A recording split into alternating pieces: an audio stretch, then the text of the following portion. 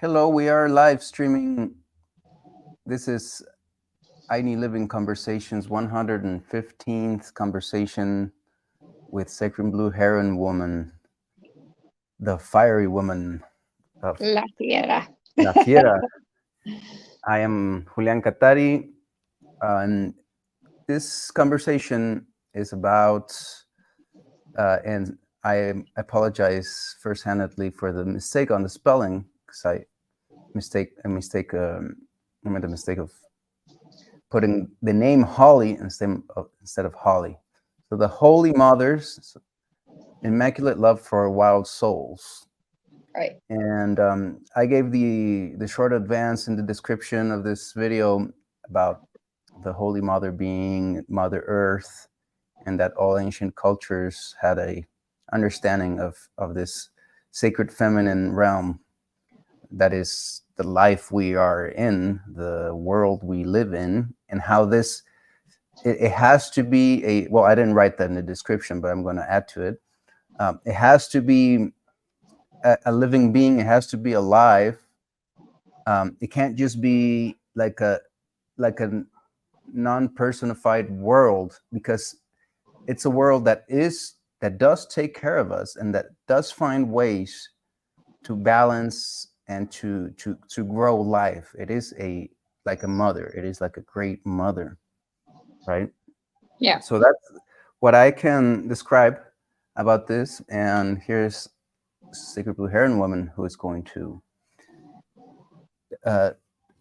dive into the details about this amazing concept. And you say it's going to take a few weeks. Yeah.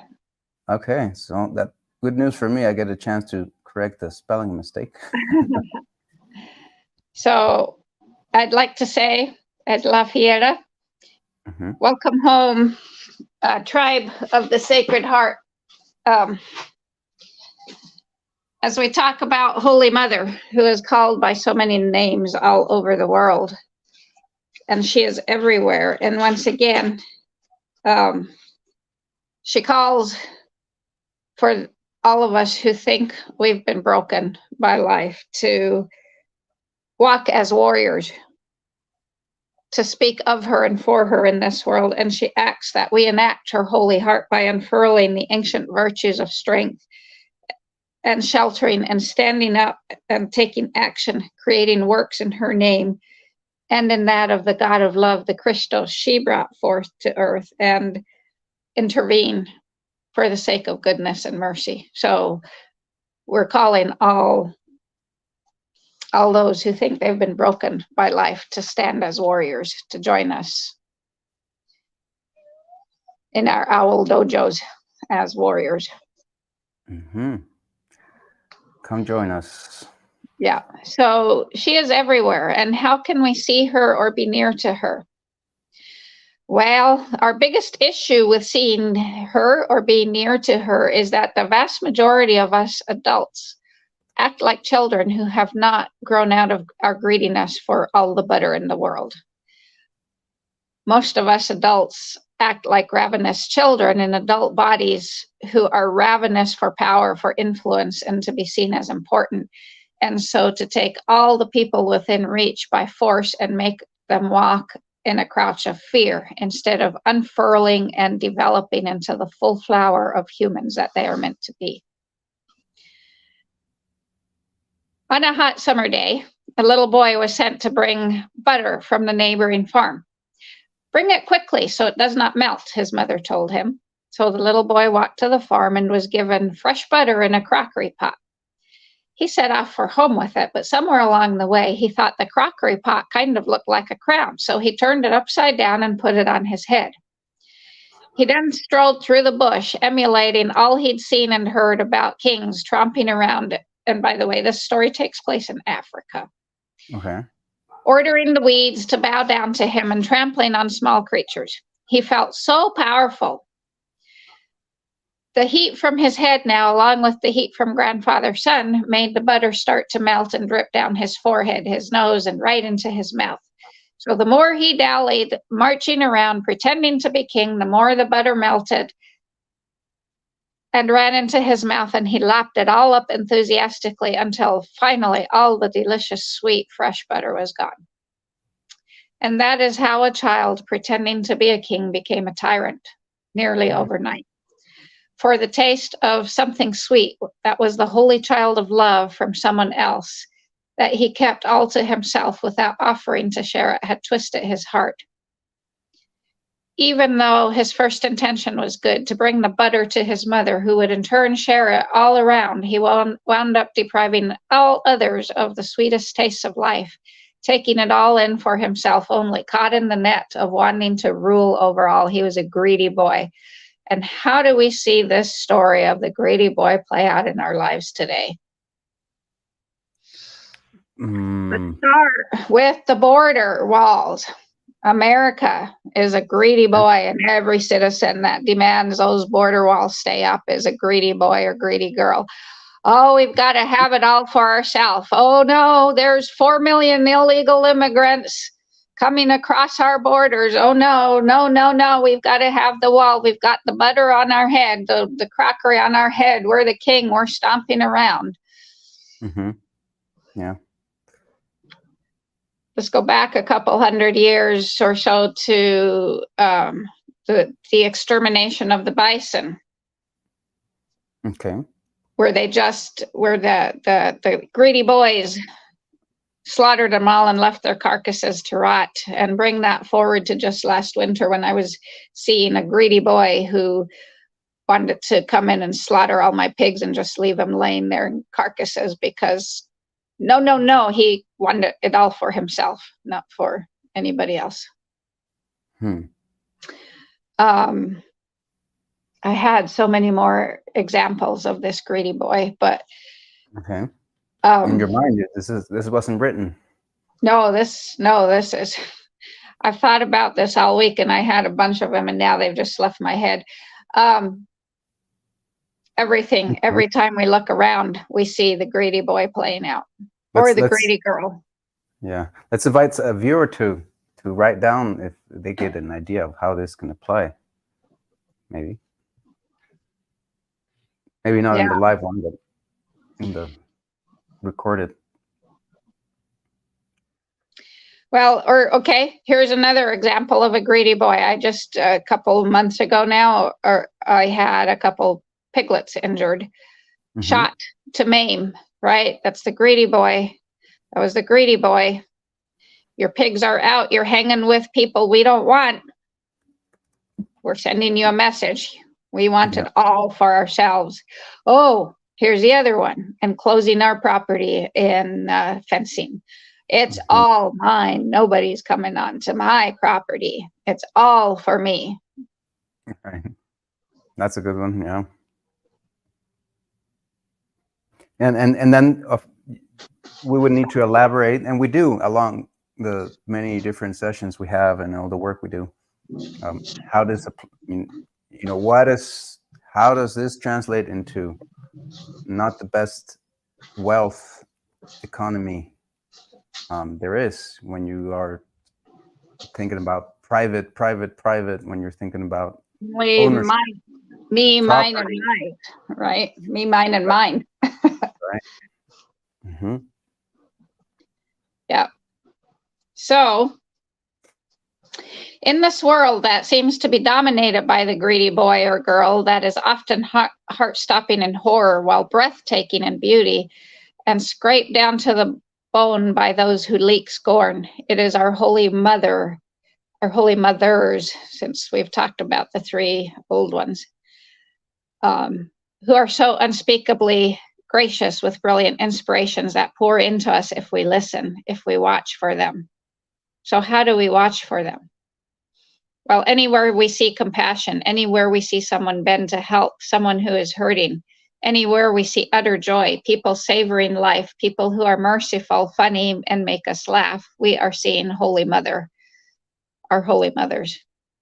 If you want absolute certainty, there is no proof of her, just that we exist, and that we are made better by her presence. We are the proof of her. And yes, I'm talking about the energy of Holy Mother, not Mother Earth.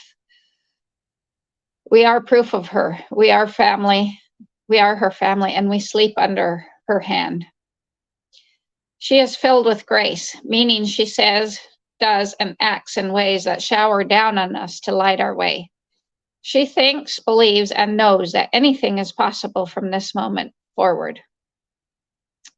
In the history of Holy Mother, there have been many wars, conquests, etc., that have attempted to cover over every trace of her footsteps in the lives of human beings. However, she cannot be eradicated or erased, and she asks us to remember who we truly are, that we are hers. We belong to her, and that is irrevocable. She wears 1,000 names or more, thousands of skin tones and costumes to represent her. And if there are more than 6 billion people on Earth, then she comes to us in 6 billion images and more. Yet at her center is only one great immaculate heart. And let's say immaculate means impeccable and unblemished. Mm-hmm. In her, not this spotlessly clean nonsense, just impeccable. And remember, we talked about impeccable, being impeccable with your word in the 5 agreements.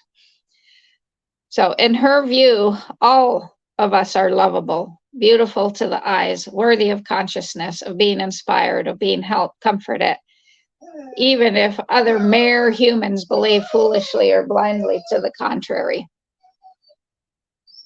Our Holy Mother is the one who gave birth to love. Yet she has been outlawed, squelched, carpet bombed, hidden, stabbed, stripped, burnt, plasticized, and dismissed. Yet she lives in us and for us. And she is writ into every sacred book, every document of the mysteries, every parchment that details her as wind, fire, warrior, hearth of gold, lake sabi.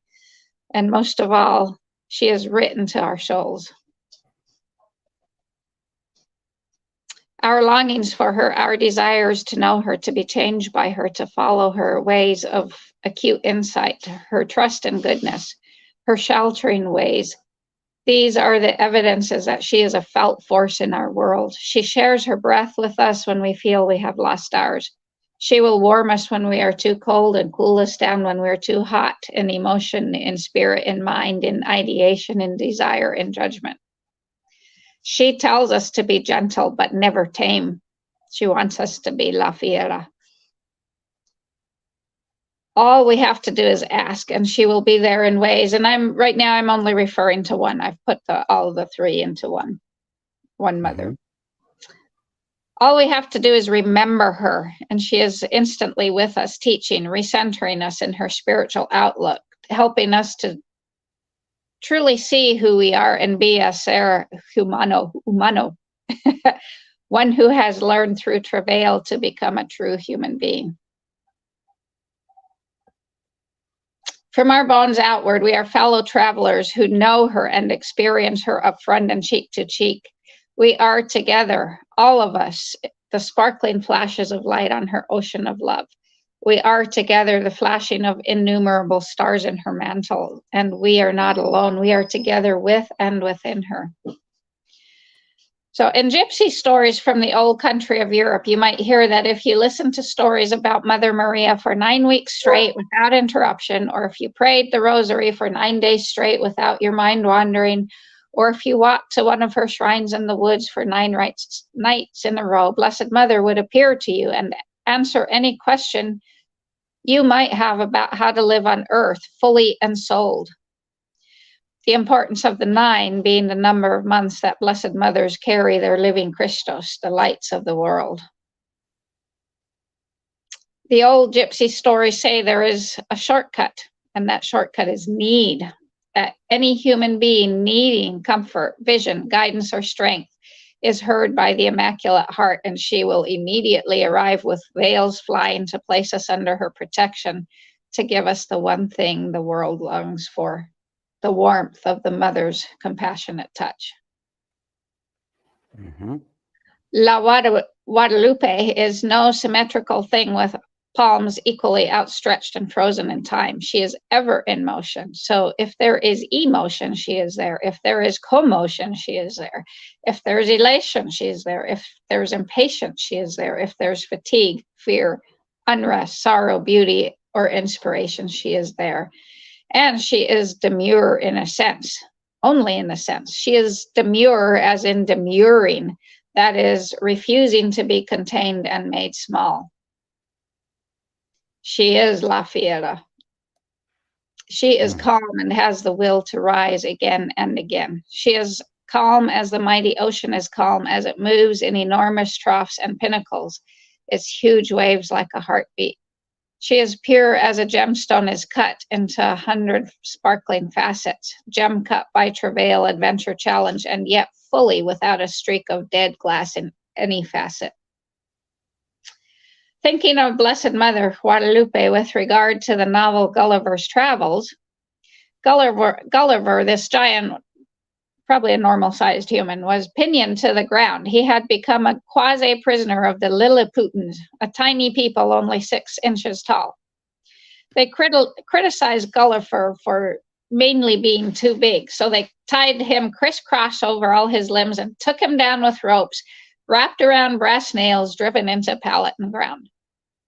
The tiny Lilliputans stood on Gulliver's chest and felt they had overcome the Leviathan, but Gulliver just simply sat up and all his bonds burst as the Lilliputans flew off, catapulting into the grass. And he lumbered off with the trivial rope strings tailing behind. The Lilliputans shook their heads, trying to make sense of the Gulliver figure that was in a form similar to themselves, but yet so entirely in another way, so very unlike themselves. I imagine that many of us can understand this push to pare down the numinous, the infinitely larger, the unfamiliar, the unknown, the other, the different, because mystery can be overwhelming. Touching divinity can seem like all one's atoms have suddenly been rearranged. Divine mystery is supposed to be overwhelming in order to knock out the ego who tends to use the smallest mind, critiquing and crippling everything it cannot imagine or immediately grasp. So all of our institutions and most of our cultures have unwittingly traded their love of verve, inherent in the divine, for calcified rope forms of being that minimize the magnitude of the thousands of talents carried in holiness by the creative soul. So it becomes not only our calling, but our troth, our sacred promise, given from the first moment we ever saw a soul assaulted by anyone, in anyone, or by anyone, to untie the strong woman, to untie La Fiera, to unleash whatever of her profound gifts continually pour into us through our shared bloodline with her. But pretty much the only relationship we've been taught or told or offered to have with Blessed Mother is either none, through silence about her rich bloodline with us, or else one in which we must agree to bind her down into a small and handleable form. This diminishes her, being made into the quiescent good girl, in phony opposition to the Magdalene, who would be the less quiescent bad girl.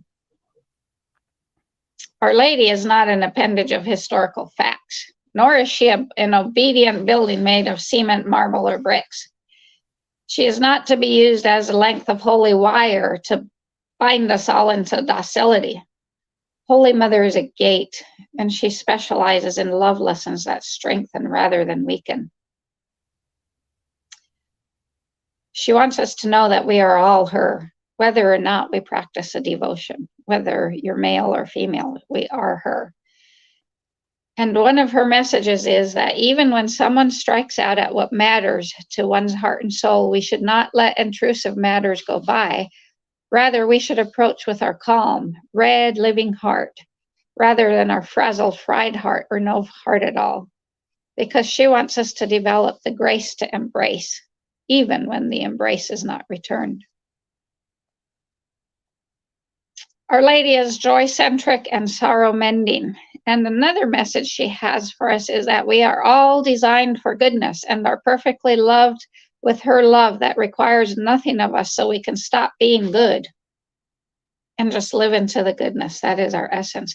What does being good mean? Being good means everything that the religious dogma says you need to do. You need to give up alcohol, you need to stop smoking. The way I was raised, you had to wear your dresses 3 inches below your knees. You couldn't let boys see bra straps. You couldn't, right? All that is being good. Going to join the Shaolin warrior monks and living a Buddhist lifestyle of sleeping on a board. That's all being good. Okay. That's not living out your goodness. Okay. And I'm not downplaying, I'm not diminishing, I'm not intending to diminish that, the Shaolin warrior monks, but. Yeah, of course. Right. You're giving more depth to life. Right. Goodness changes the way we see the world, the way we see others, and most importantly, the way we see ourselves. I'm going to get up again here because I've got someone playing with something.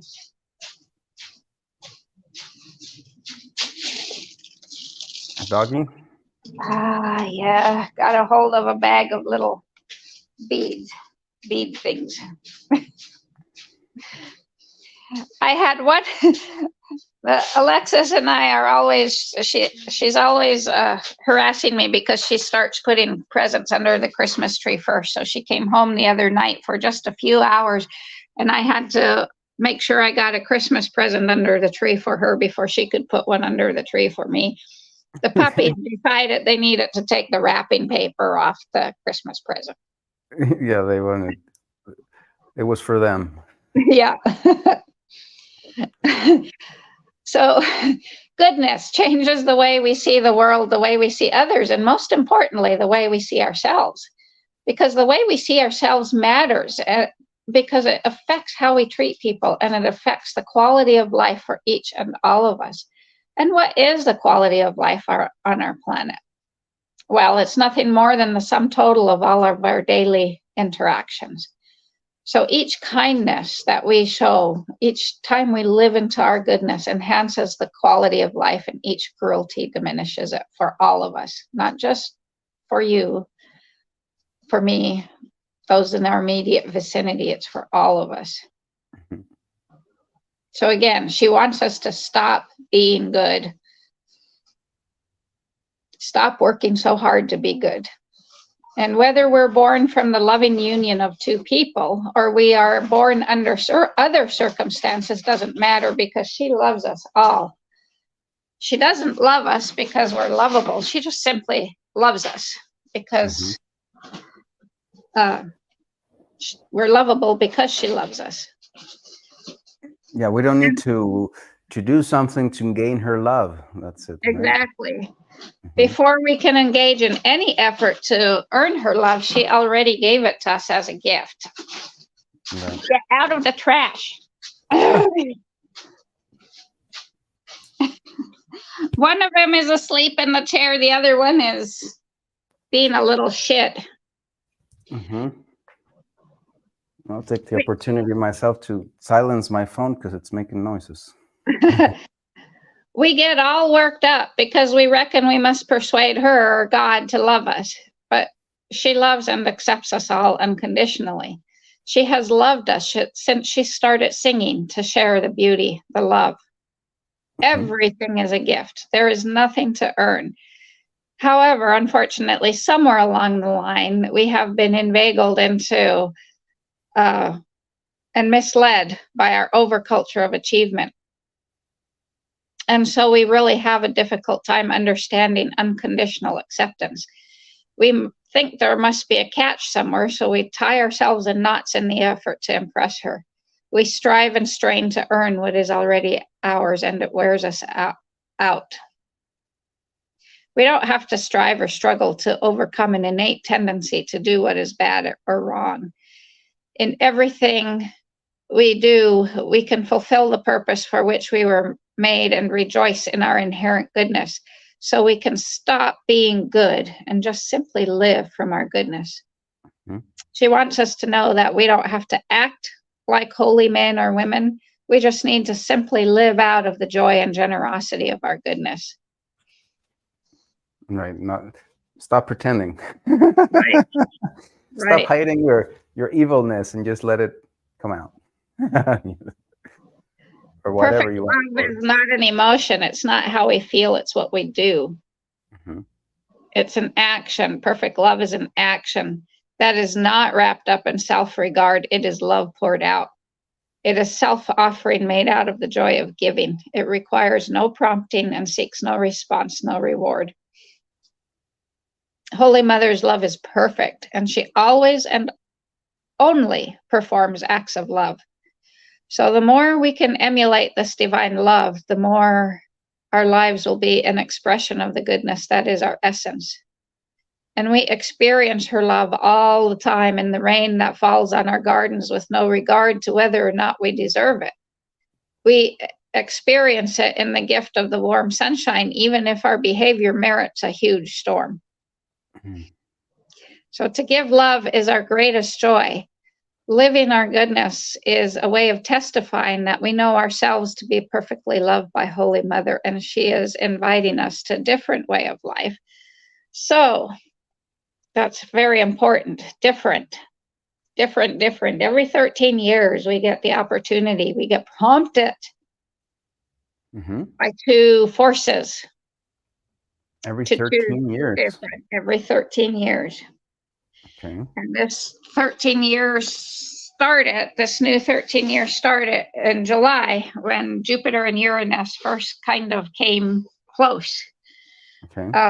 Right now, they're both in retrograde. Jupiter moves faster than Uranus, so Jupiter is moving away from Uranus, but Jupiter is going to turn the corner and go direct here pretty soon. So they are going to dance in April.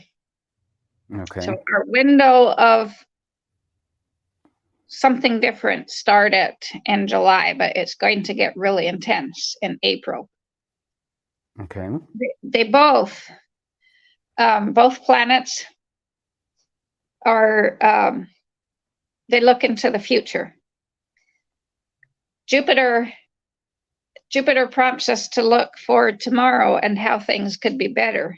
Uranus is La Fiera, the guardian of true individuality, rebellious, questioning authority, wants to make sure tomorrow is freer than yesterday, different than yesterday, not just better, and breaks all the rules. Okay, yeah. Jupiter gives us this optimism of, I could be more prosperous this next year than last year. And La Fiera, Uranus, wants us to look at the repressive things in our life that keep us small and tie up the strong woman, La Fiera, and the strong man inside us. Jupiter is the king whom La Fiera would overthrow for a different way of life. Okay. Uranus is, there's nothing more. She's La Fiera, right? She's a revolutionary. And people call Uranus there's only basically one planet they assign a feminine force to, and that's Venus. But I think Uranus is La Fiera, without a doubt.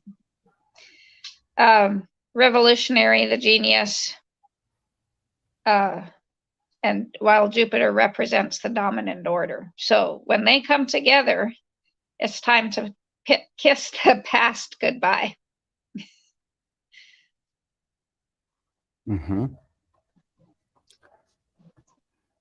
If Jupiter acts through us as a person or an entity, it is the king or power structure. Jupiter represents an action, the triumph or prideful overextension, the king in triumph. When Uranus is a person or entity, it's the rebel, the genius, and representing an action, it's the breakthrough or chaos or disruption. Jupiter to Uranus is the triumph of the exiles, the outsiders, the underdogs. That's La Fiera, Great Mother. She's calling us to stand up for the downtrodden. She's calling us. Oh, here's another example of the greedy boy. I've been fired up about this for 3 weeks now. Driving down the road, the highway from us, there used to be this gorgeous line of cedar trees. Mm-hmm. Old red cedar, eastern red cedar, beautiful immaculate red heart surrounded by white with the greenery. That's the Mexican flag, right? That's La Guadalupe.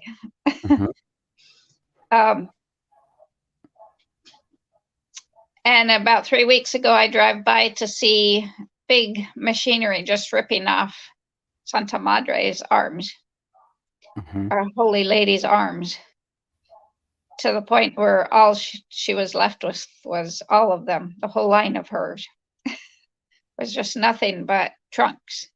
And then they come along with the big machinery and just knock them all down. Why? That's my word, yeah. So they can put a fence to show you, I'm Tommy, I'm Tommy the greedy boy. I want you to see my vast property. We couldn't possibly have trees in the way, so we're going to eat all this butter. We're going to just take down these trees so nobody else can, because we have no respect. My God. I'm sorry if I laugh, but it's laughable. It's a laughable, I mean, there's just no pride in that. There's no, how can you be? There was already a fence there. Why the hell did you need to be such a greedy boy? But then, I mean, it's not just about being greedy. It's about being stupidly greedy. It's exactly. I mean, you can be smart. You can be greedy in a smart way, right? You can think that, oh, this is my fence. My fence is this big, huge trees that are worth this much. But you get, I mean, you got to become this really like infant, like you say, a boy, like an immature boy that just wants his way, I guess. To power over everybody and everything. Yeah. So that's where we'll end tonight with our Holy Mother's immaculate love for the divine soul, for our wild La Fiera souls, to stand up and say, because the time is coming, we're in this window of different. Uranus, La Fiera Uranus asks us, how are you going to create a different world? It's kind of interesting. The last, 13 years ago, right? 2024 minus 13 is 2011. That's when that's when my journey of doing this started. That's when I stood at the nurse's station of my best job and said, I can't live this life anymore. So somewhere in that time frame, we had Charles Eisenstein come forward with Sacred Economics and talking about the more beautiful world our hearts know is possible. That's Jupiter. That's not Uranus. That's not La Fiera. So I know we've got to have it different. And this 13-year cycle is done by Uranus. Uranus, Jupiter. Or is there the combination of them too? Yeah, the Uranus-Jupiter conjunction. Okay. And that is happening in April? In April of 2024, but we're in the window for it now. Wow. They opened the gate in July of this year. That's exciting, and may I say that for me that same time window 13 years ago was when my son was born, and when at the same time I was offered to go into the community of Alto Madidi, where we are having the village built.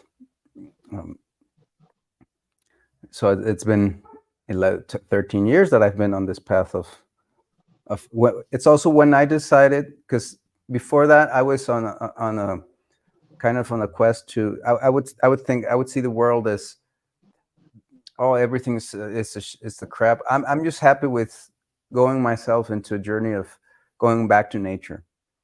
I can't expect the world to improve. I can't expect anybody to. I can't do anything for anybody. Uh, if I just save myself, to put it in some way, I'm okay. And then a native friend came. Right, it was a native That's the Takana. Grady boy, Julia. Hmm. That's the He Grady boy. I came. saved myself. Right. Well, I guess it was still a step from I'm okay in the modern world. um, and to me, it was like a very down to earth stance, like a very, yeah, it was realistic kind of, hey, or I guess humble to say, I'll just try and live, go into nature and live there. But then this native friend approached me, and he was like, he told me that there's nobody like you, he said, that can. I mean, you have all the skills to communicate, to bring together more people. You should create something bigger, something big for everyone. That's what he.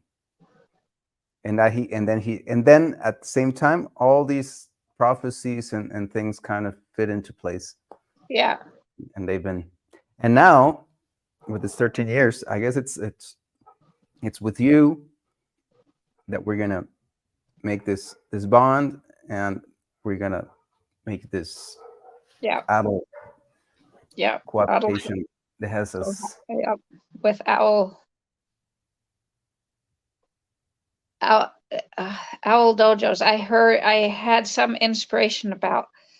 I should have written it down this morning.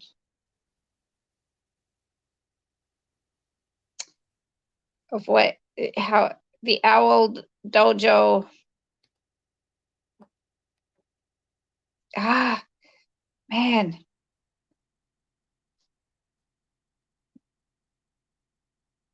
Owl self-reliance dojos.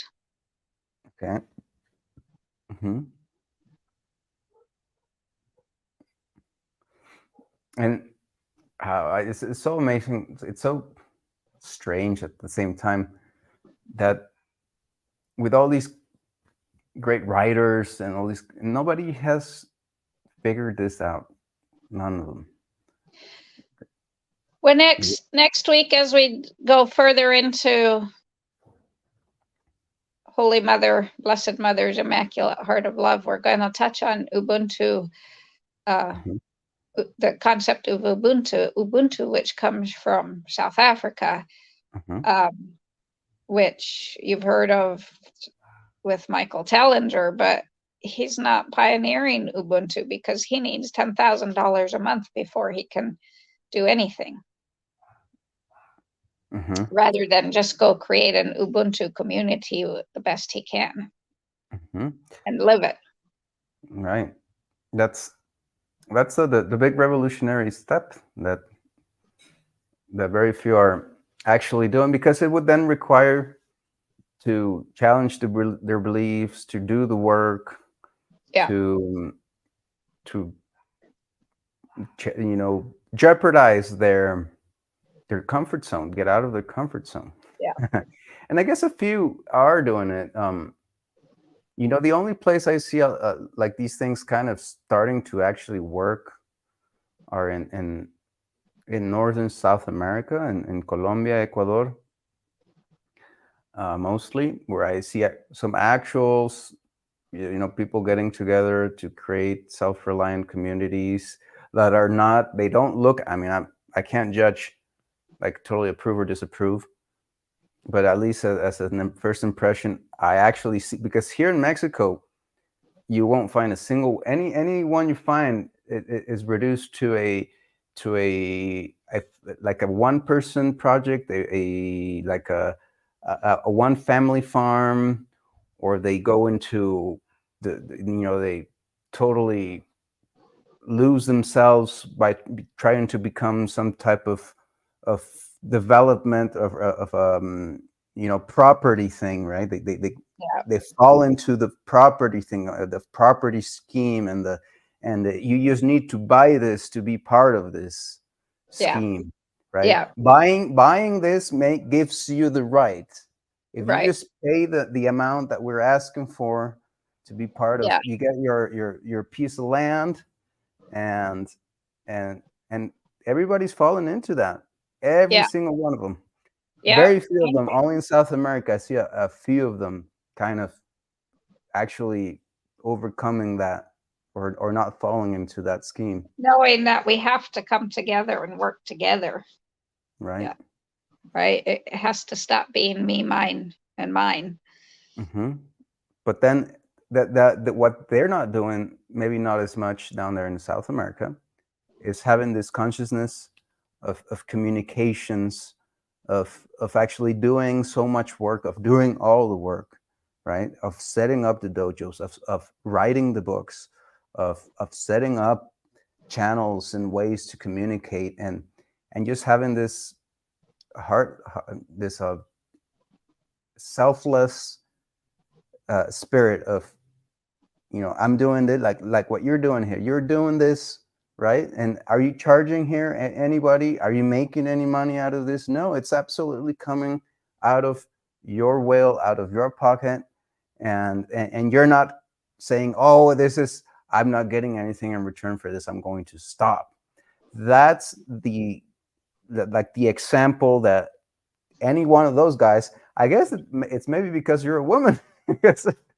because any of those guys you mentioned, the Ubuntu guy or Charles Eisenstein or any one of those, they they got to monetize somehow, otherwise they feel it's not. And then people, that's the other thing, people as well, when they don't see, oh, where can I pay for this? Oh, I don't need to pay for this. And they just get lost there. They just can't figure out that you can't, like, the greatest things in life are free. Right. Well, you can't get around that. Right.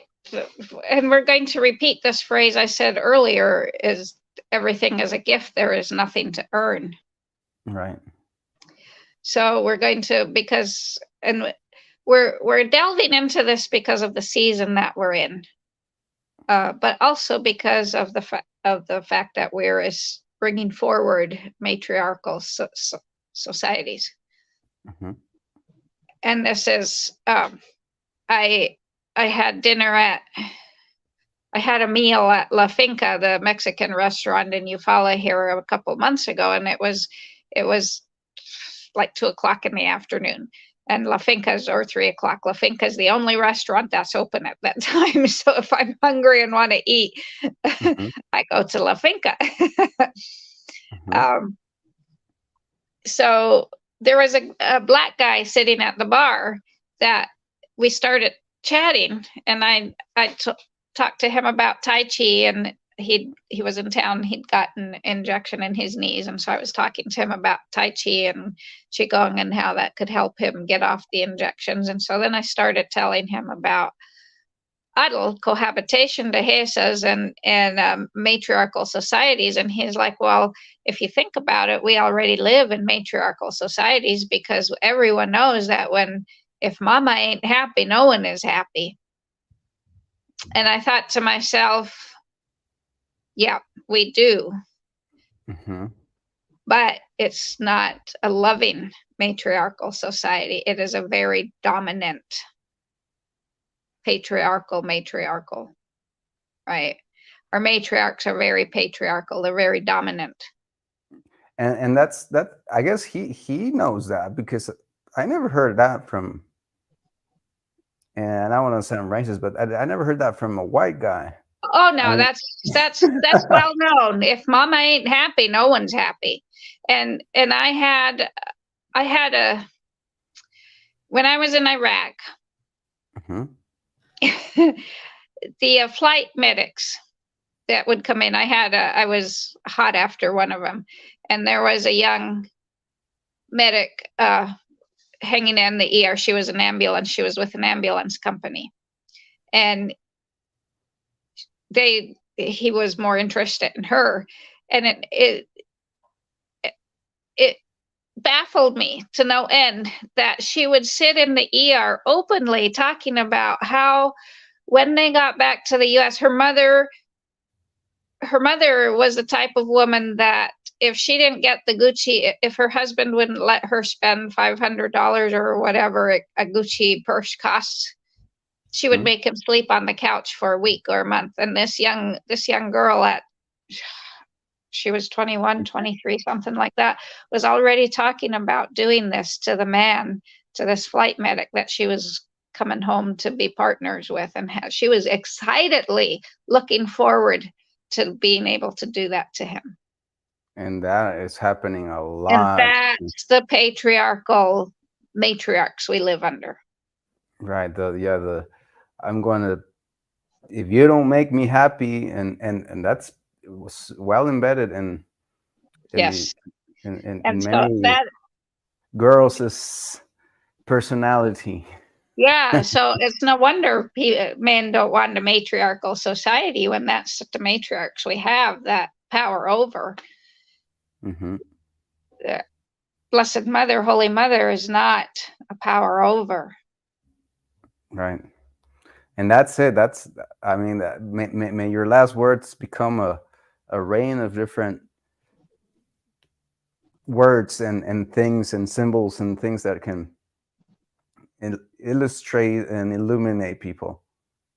That exactly what you said. It's not about forcing. It's not about imposing. It's not about. It's just this very simple consciousness of what's best for everyone. Exactly. Right? And but there's got to be that authority. You know, what's best for everyone is not what everybody thinks is best for themselves.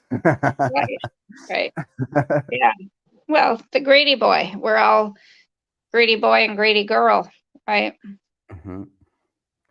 Wow. So this is very, very, very transcendental, and very useful. And I guess we'll continue with this conversation. Yeah, next week. Second part of next time it'll be holy, not hollies. That's my mistake, a designer mistake, I guess a typo, or I don't know what you want to call it. But, that's okay. So yeah, make the invitation for people to participate, and I bet there's a few of them like watching and growing in silence in the closet, wanting to become part, and they will. Yeah. So send you lots of love, and with that, if you don't want to say anything else, no, that's all I have for tonight. I'll end the live stream. See you next time. Yep.